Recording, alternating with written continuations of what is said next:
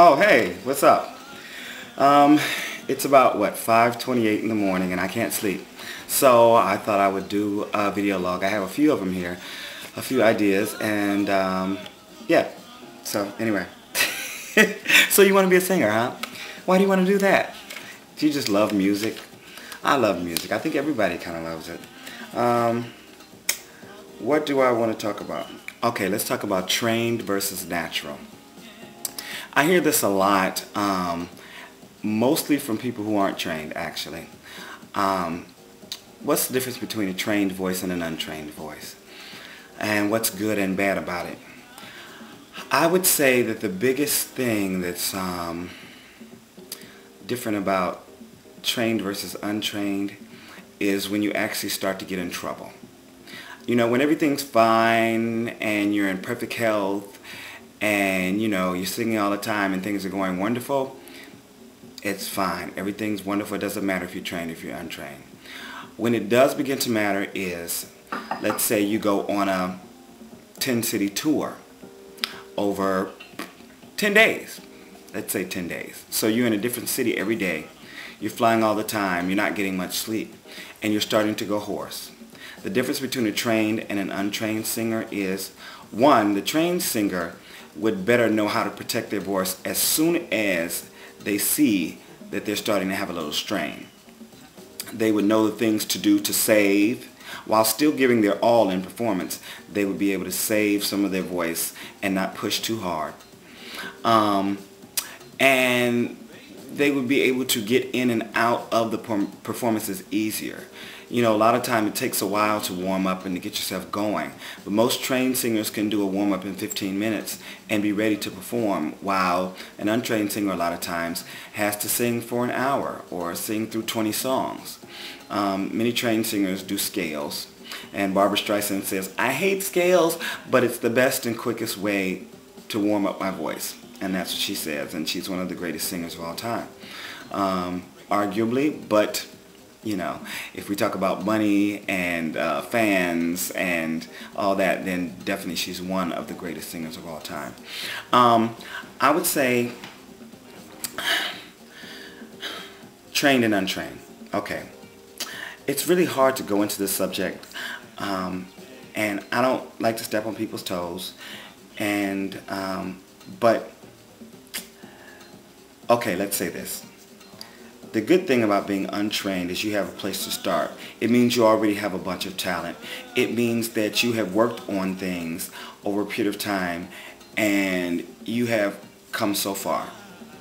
So far. But you want to go further.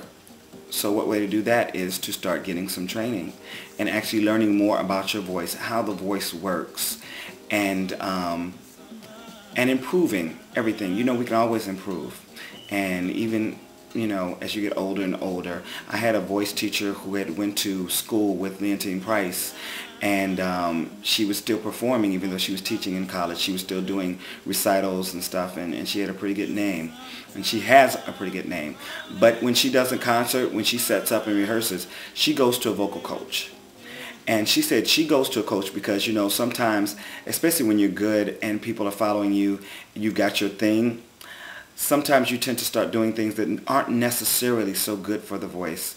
And what a coach does is they can help you to pull that back in line so that you're doing it properly and still doing it where it sounds good, but you're making sure that you're not hurting anything. Another thing about being untrained is a lot of times you do tend to hurt your voice because you sing too hard, you sing too often, you give more than you need to give. You know, you should always leave people wanting a little more. You should always leave them saying, wow, he tore that up. I sure want to hear, you know, some more of that. You know, you want to hear them saying, wow, he was great and stuff like that. But it was just a bit too much. Because they've gotten enough. You want to leave them wanting more all the time. As far as being a trained singer, now, being a trained singer is a funny thing because, you know, some people, they start training very young. And they have a little talent, but they don't have the most pleasing sound. The good thing about being a trained singer is even if you don't have the most pleasing sound, I mean, I know some people who are trained, or let's use Broadway because most people really pick on them, and I like to pick on them too. There are some really harsh singing people in Broadway shows. And many times, you know, that sound I don't like, or certain people don't like, but they're still famous because they get into these roles that are like the antagonist, or they're like a character role, and that harsh sound really brings something special, something extra to that role. You know, so your voice can be used for so many things. And maybe you don't have the pleasing sound, say, for an R&B or pop song, but maybe you have the sound that's perfect for a Disney movie, you know, and you're playing one of the animals, or you're playing one of the stepsisters, or you're playing something like that in a movie. There's so many things that can happen. There are commercials. There's recording for books. There's all kinds of things, you know, for a trained singer to do. So this is just a little start, and you know, I don't like to make these too long. I want to keep you interested, and I want to keep you coming back. So trained versus untrained. You know, when it comes down to it, if you really love what you're doing, it doesn't matter if you're trained or if you're untrained. But if you really want to do it professionally, and you want to have a lot of different things that you can do and be able to do, you want to start getting some training, some coaching.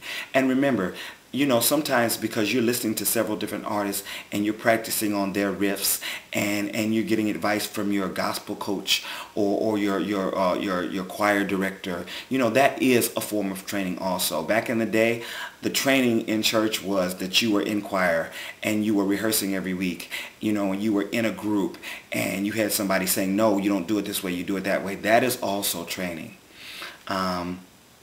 So, hey, that's about it for now. I'm Robert Anton. Go to robertanton.com. I've got the CD Insane. Well, it's not going to be in stores, but it's going to be selling on the internet at cdbaby.com. So go and check it out. All right, take care. Bye.